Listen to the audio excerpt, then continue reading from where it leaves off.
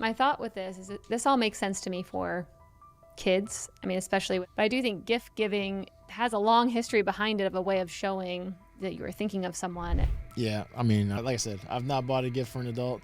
This episode is a really good challenge to, as we're coming into holidays, think through like what is the intention behind what we're doing? What experiences can we choose to offer up? How can we be a little more minimalistic when it comes to gift giving? And I think it's a good challenge.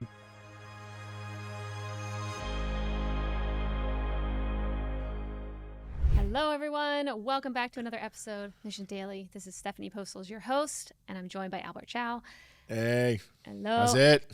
Albert has a very good topic to talk about today, and it's all around, well, the holidays are coming up, so it's around them damn kids. Yep, Anyone kids, who's got them damn gift giving, and why Albert doesn't give gifts. So that's what this whole episode is about. Albert does not give gifts, and it was something that I wanted to dive into because I thought it was very interesting and definitely had me thinking a lot about Christmas coming up, what I'm going to give my kids, if anything, now. And so that's today's episode of why Albert doesn't give gifts. Albert, I'm going to kick it off to you of, where did this come from? Why don't you give your kids gifts? So first of all, you kind of have a bit of a unique situation because your kids are young enough to the point where they might not even remember the experience. But I figured out a couple. Well, I think we've all heard different parents complain about how their kids don't actually play with toys. That they'd rather play with possibly the box that the toys come in. That Fisher-Price is a complete racket. They've somehow convinced the world that they need to purchase toys for their young children, which your kid will play with for 30 days. If it's a miracle if they last 30 days. Stephanie, you can confirm or tell me if you've had toys that last more than 30 days. So I think a lot of people always said experiences are better than gifts. You want to make memories, and things don't really make memories, right? And unless the thing is something like you do together, like maybe you buy your kids skis and you go skiing together, or you buy a surfboard, you go surfing together, you buy some type of object, whatever that is, but you do it together, you'll probably remember that. But just toys and stuff, most kids don't have good recollections of toys.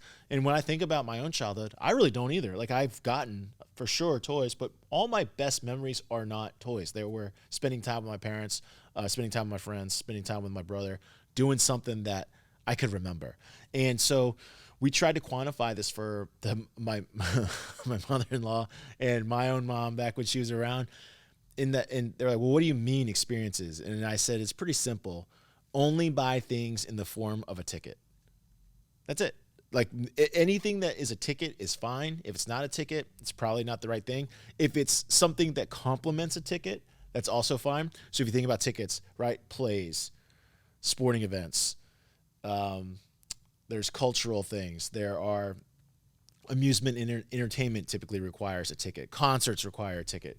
Most trips certainly require a ticket. You cannot go on a trip without a ticket. So that's where it started from. And it was an easy way to explain to my family that this is the kind of gift that we want. If it doesn't come in the form of a ticket, we'd rather not have it. So how long have you been doing this with your kids of not giving gifts? And does that literally mean 0 gifts at Christmas? Like, there's not one single package under the tree? Or are you wrapping up the ticket? That's my 2 questions. Great question. So my wife tries to make it so that they have something to open for sure. Mm-hmm. They definitely get gifts, not from me. And my wife, she used to sign them from Dad, but then she just stopped. She's like, this isn't from Dad. So it's just from her. It's typically clothes and books and stuff like that. So it wasn't, so me personally, I've been trying to do it more like that. So we take them on a big trip every other year or something like that. But yeah, we just try to keep it to the experiences. We try to make memories that way. And then we do get gifts, but they're usually to complement their favorite thing to do. So you're talking about a hockey stick or a smooth Rubik's Cube because my son likes cubing, stuff like that. But most, we definitely stick to experience-based things where it's never just an object. We don't ever just give here's a toy and this is for you. Yeah, I mean, I love this with, of course, how many children I have in my house. And at one point we had so many random toys that the kids liked for a moment and then didn't like. And I just went and purged. We turned our whole garage into a playroom for them. Just got rid of tons and tons of toys, giving them away to anyone who wanted them. And I've actually been subtly shifting into that too. I mean, my kids are still young, but I still think experiences are, for them, just as important. I know some people are like, oh, I don't know if they'll remember it. To me, I'm like, it's still in their brain and it's doing something that they're getting something new. They're learning something new. They're in a new environment with their parents. They're witnessing something they'd never seen before. So yeah, will they remember this exact moment? Maybe not, but I still think it's very powerful for their brain development. And I saw it when, I mean, we took our kids camping last weekend. And first of all, camping with 3-year-olds and 5-year-olds and a Not yeah. dog. Listen, you're a hero. Yeah, like it's definitely a lot. And coming out of that, I was like, whoa, very tiring. But the whole 2 weeks leading up to this camping trip, my 3.5-year-olds talking about it every day, telling all their teachers. I mean, everyone knew we were going camping because they were so excited. And to me, right there, that delayed gratification too of knowing something's happening and waiting for it and saying, well, we can't do this other thing coming up because we're going to be doing this instead. And even, I mean, my kids are even like, we're not going to buy this thing because we're going to buy firewood. And like just seeing how they balance things of like, you can't have everything right this second. That alone was like just giving them something to look forward to, I think is very powerful. And then after camping, which, I mean, we only camped for 2 days, and watching what my kids chose to do on this camping adventure, I mean, something as simple as my 2 twins, who are the 3.5-year-olds, were sitting there digging a hole in the dirt and with like a makeshift shovel and then covering that. My dog was there too. They were covering his leash up with dirt over and over, just covering it up. And then every time he would Listen, barely move, they'd bust out laughing, both of them, laughing, laughing, laughing. And it was a whole hour of just that. And I'm like, this is why we need to get out and do more experiential things. So as a person who loves going to the beach, I can tell you that a man's love of digging holes doesn't stop at 4 years old, because at the beach every year people dig like ridiculously big holes to the point where like the police of the town always have to warn people not to dig holes that big because people actually die because they dig so deep and it caves in on them. So this love of digging for your children, it doesn't go away. Gets pretty dangerous. As they get more skilled and stronger, it's actually like dangerous. So you got to make sure that Grayson, that Oliver and Asher, they know like, hey, don't ever dig so deep where you could kill yourself. Yep. Yeah, I remember seeing those warnings when we used to go to the beach down in Florida, like chill on how deep you're digging these holes. But yeah, I mean, things like that of just watching them in this experience and being like, just getting them out of their environment into a new place. All of a sudden they're doing new things. And then afterwards, watching them talk about it for weeks afterwards. And I'm like, this has done something to their brain and it was fun. We're all going to remember it. And I mean, even my one twin, Asher, who's sometimes more reserved, sometimes a little, I mean, when I drop him off at school, he's definitely the one who doesn't want me to leave and can be crying. And after we went camping, we walk into their classroom and it's super quiet. All the kids are sitting down and having a tea time, but it's like no one's talking, deep reverence with their tea. And Asher walks in, he goes, well, everyone. So I went camping this weekend, and he was super confident, semi-aggressive. The whole classroom like looks at him, and it was so out of character, but he was just so proud of like what he got to do that I'm like, okay, we need to do more of these. Even if it's hard as a parent, even if there's 1,000 reasons of why you don't want to pack up a million random things to go take your kids camping, it was so worth it seeing, you know, the before and the after of just this one little mini experience. Now, selfishly, the best part about buying or going to ticket-based gifting is that you also get to experience it as mom and dad, which is pretty darn cool. Because obviously, if you buy a toy, you don't get, I mean, I get virtually zero joy out of buying my kids' toys, and I got zero joy out of it. Going with them to do whatever the thing is pretty fun. It's legit kind of fun.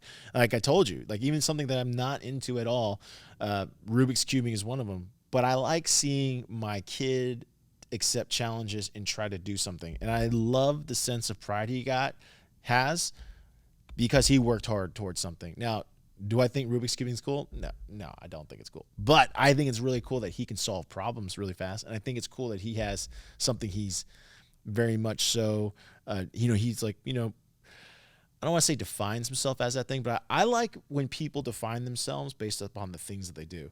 And especially for my daughter, and this is for all the girl dads out there, because I think dads, like one of the biggest concerns, of course, of dads, and maybe you don't know, of course, because, you're a mom, but I don't know if this is your concern, but dads specifically do not want their girl's identity to be based on their looks and like what people think about them.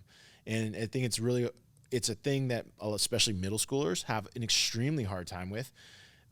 Like around middle school, I've read is where a lot of girls start giving up some of their things that they're most interested in. Like math and science decline starts around middle school, where girls, they might be into math and science in elementary school, but for whatever reason, they get made fun of, or I don't know what's happening, but like there's just less participation.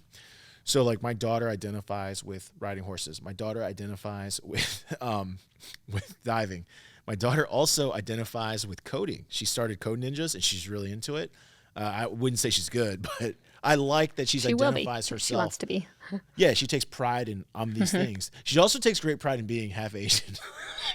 Good. Like, she wants people to for sure know that she's definitely Asian, and because she's got big round eyes, and I guess people don't think that. I don't know, but but I like this. I think it's super important, and I won't see the results of this until she's much older, but I think it's very important for girls to identify with their thing. One of my wife's coworkers has let's say a daughter who's possibly on the verge of falling into the wrong crowd. And when I hear the stories about her, I'm just like, she doesn't identify herself with any, like she's not, you know what I mean? It's like, is she just the girl that's trying to be pretty on TikTok, on social? Like I have no clue how she identifies herself. And I think that is a big challenge. That the reality is, if you're a parent out there, is like you have to solve this problem before it's a problem. Like you know what I'm saying? Like you can't wait until my identity is locked up into the pleasing of others, because that feels a little, not that you can't fix it, but it feels late. Like now you're in the fight. You know what I mean? So it's really important to me, and I think this is a good way to do it, to participate with your kids, doing things that maybe you're not into but they're way into. That's the way I would think of gift giving. If you can, if you have the means to do it, this is what I would do. Yeah. I mean, I even think that anyone can do it, because you could offer up. I mean, I'm thinking about what would I offer my younger ones right now. I might be like, we can go to this park that we normally don't go to because it's 30 minutes away. And just things like that to them are like super fun, where they're like, the park that has the boat? Yeah, we haven't been there in a long time. Like, so just, you can do it in any way. It's just making any moment and experience special, depending on their age and, what you maybe normally wouldn't do, and being able to just offer that opportunity up to them and giving them the choice in it, so they feel like they're actually able to, decide where they're going to be going.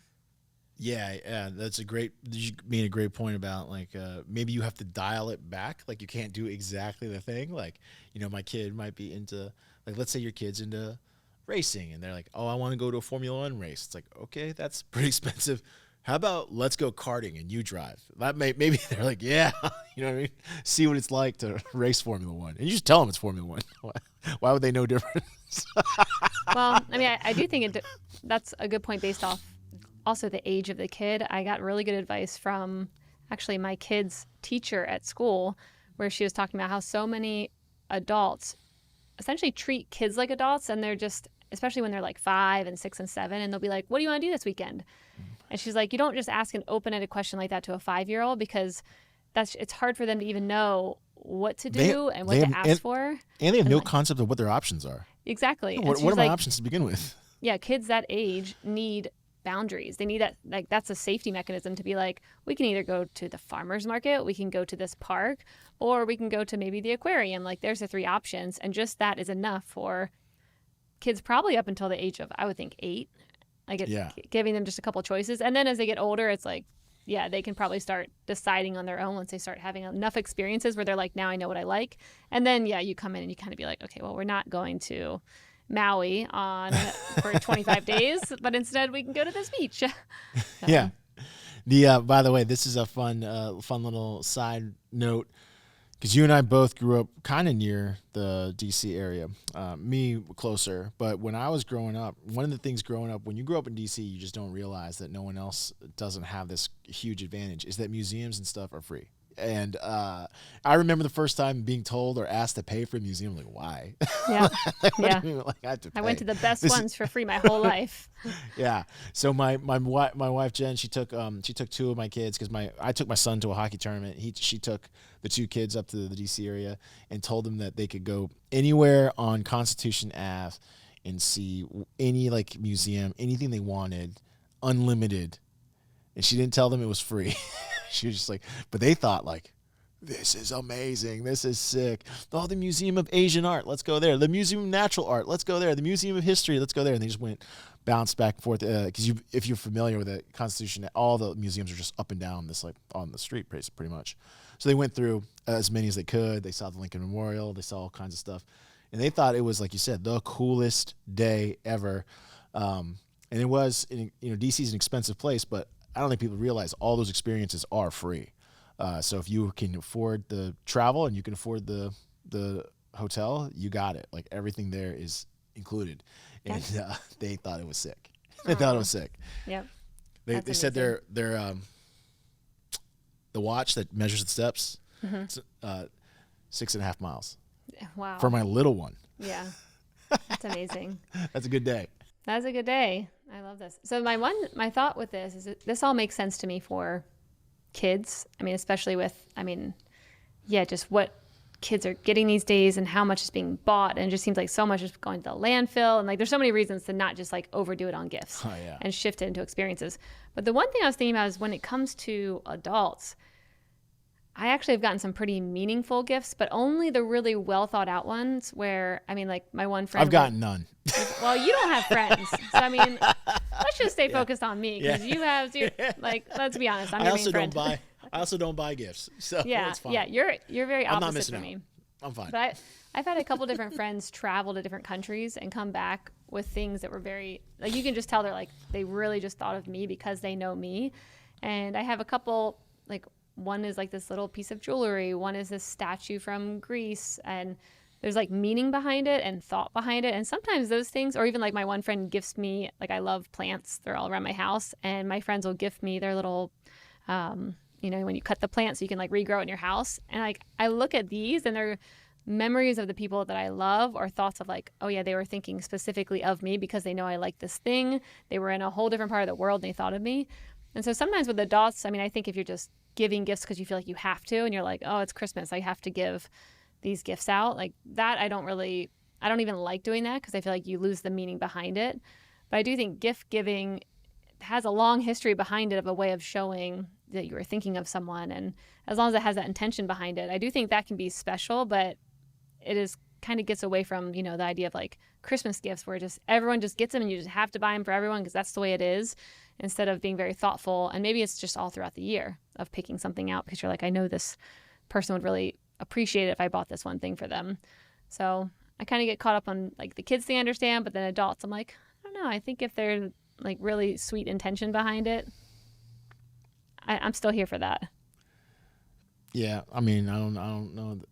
I like I said, I've not bought a gift for an adult. In fact, you just actually reminded me that I went to my cousin's wedding and I didn't get her a gift. Shit.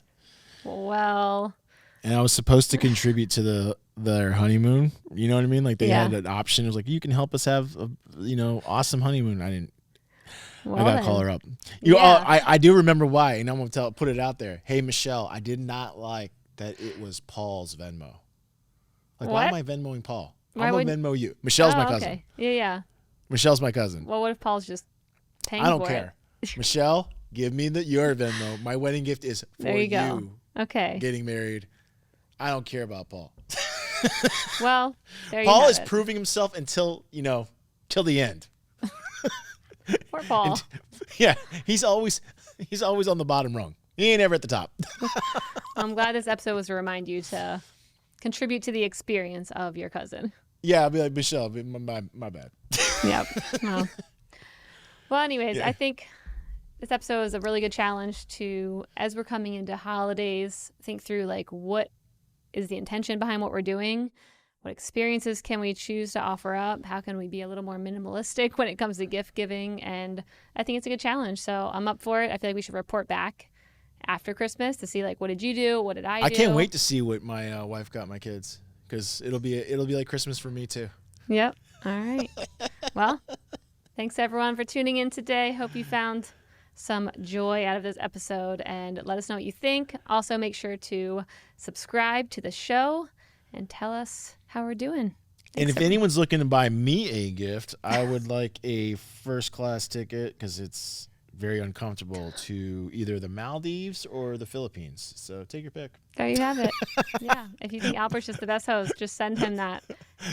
And minor he'll know detail. he's doing a great job or a terrible job, one or the other.